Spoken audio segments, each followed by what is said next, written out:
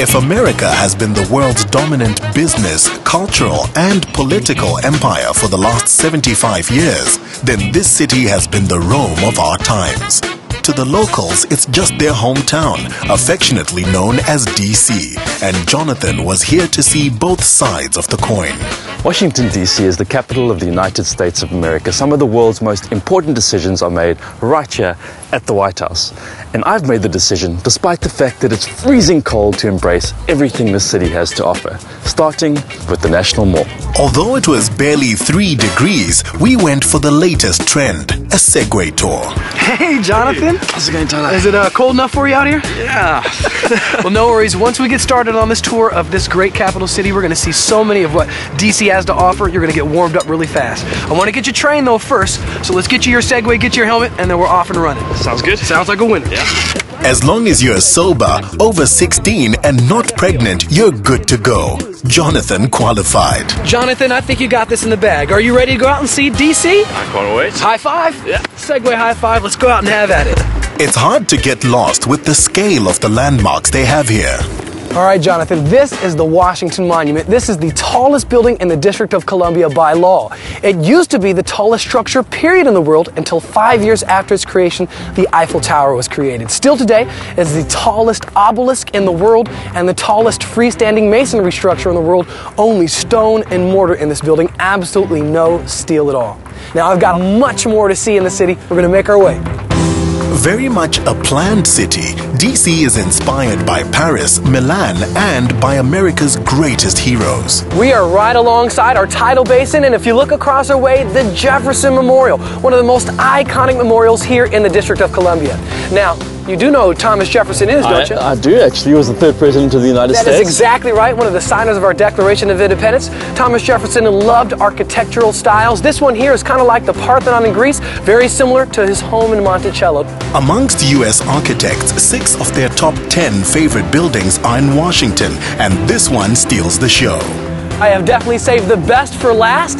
Oh, look at that, sir. If you look, we have the Lincoln Memorial here, the most iconic memorial that we have in the District of Columbia. If you look carefully, you can see 36 pillars around the Lincoln to represent all of the 36 states that were in the Union at the time of Lincoln's death. And if you look closely at the very top of the Lincoln, you can see 48 states inscribed in Lincoln. Only 48 states. You know we have 50 here in the United States because there were only 48 states in the Union when the Lincoln Memorial was built. Alaska and Hawaii came afterwards. And awesome inside, you'll find a statue of Abraham Lincoln sitting in a chair, 19 feet tall. If he stood up, he'd be 28 feet tall. Such an awesome place. Dr. Martin Luther King Jr. made his famous I Have a Dream speech. Forrest Gump ran to Jenny through the reflecting pool here. So much to check it out. What do you think? What do you say? Spectacular. I love the way we finished the tour. It's a perfect finish. It's been awesome. I'm getting used to this now. I feel like 007 on this thing. I love it. I appreciate you coming out. Sure, have a good one, boss. With the better part of 200 foreign embassies in this city, plus the Pentagon, FBI, and the headquarters of countless branches of government, it's understandably a hive of intelligence activity. Every kid dreams of being a spy once in a while. I know I did. This city has an entire block dedicated to the world of espionage. Welcome to the International Spy Museum. The advisory board includes no less than the former heads of the CIA, KGB counterintelligence, and MI5. So Jonathan had quite a briefing in store from his handler, Mark Stout. Welcome to the International Spy Museum. Thank you. Wow, good to be here. Oh, it's a pleasure to have you. Come on in. Well, Washington is the spy capital of the world. It's only appropriate that the museum is right here in Washington. Well, we agree. I mean, it's hard to count spies, of course, but it is generally believed that there are more spies in Washington than probably any other city in the world. So we think it does make sense. We've been open about 10.5 years, and I think it's a sign that we're really tapping into something people are interested in. We've had more than 6 million visitors come during that time. And we have the world's largest collection of espionage and intelligence-related artifacts that's open to the public. Many people don't know that George Washington was in fact America's first spy master. That's absolutely right. Aside from being the father of our country, as we call him, he was our first spy master, and he was a very accomplished user of intelligence as a military commander. And we're very fortunate in our museum to have actually a letter written by George Washington in which he commissions an officer to run a spy network. So that's one of the treasures of our collection, I think. Wow. And the best museums to me are interactive, and I've seen a lot of interactive exhibits here. That's absolutely right. We think interactives are an important part of our educational function, and they keep people entertained and engaged with the material as well. We're presently in our James Bond villain exhibit. In fact, right now we're in our Shark Tank. A lot of villains are. Oh, there we go. You just died. I saw you suddenly touch that. Let's go check out some more stuff like that. Not giving away my secrets. So one of my favorite interactives we have here is an interactive we call Spy versus Spy. And you're going to be going down into the maze in here. All right. And your job is to recover a 4-digit code number. It'll be written in red in various places inside, and you need to recover each digit. We've given you the first number. It's a 6. And you're going to be trying to find the other 3 digits, and when you're done, enter them in the console over there. And I may be on the outside, maybe messing with you a little bit on my console. Here we go. Good luck. What's this number shuffling here? Am I supposed to... You need to figure out what that red digit is, and it's in 3 pieces. Now I understand where the trick comes. I think I've got it. Okay, you can move on to the next station. Wow, a lot of numbers here. And a two-way mirror. Mark, are you there? Yeah, well, baby. I can't see it. There's a two-way mirror. Yes, there is. I feel like you have an unfair advantage, Mark, because you were actually part of the CIA, if I'm not mistaken. I was actually a CIA officer. What exactly was your role? Actually, I was an analyst, and my specialty was studying the Russian military. I think that definitely gives you an unfair advantage in this situation. We don't necessarily fight fair. Time is of the essence, and I'm going to guess, and I'm going to move on. All right, on to the next station. I think I've got it. So I'm just changing the color of the lights in that space there, which should make it more difficult for you to figure out which number you're after. Mark, you're making my life very difficult here. I'm a novice spy, remember that. Okay, but I think I have it, actually. All right, come on out, and we'll see if you've got it.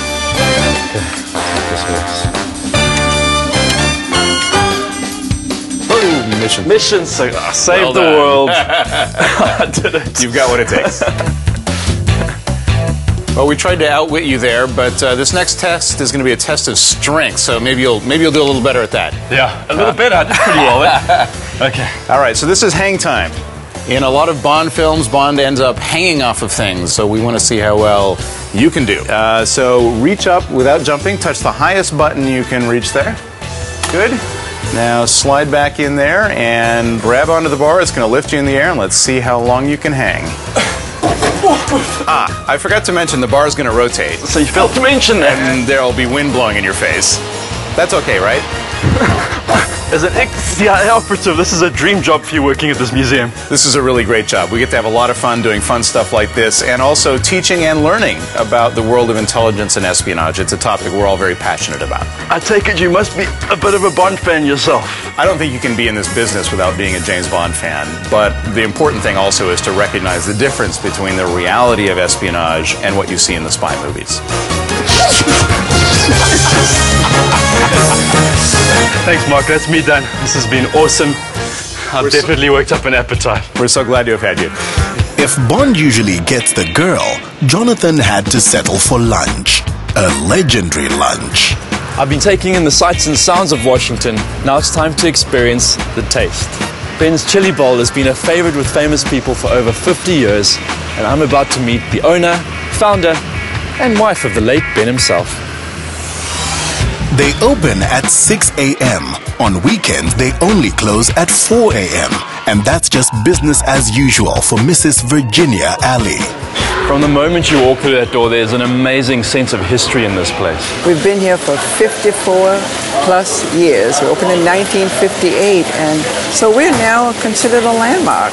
I see us in travel catalogs and brochures along with the Washington monuments. Just 10 days before his inauguration, President Obama very famously came to have a meal here. Obama's been here, President Sarkozy's been here, Hillary Clinton, and many, many, many others, yes. But Bill Cosby from The Cosby Show is by far your biggest fan. Yes, Bill Cosby's been coming here since late 1959.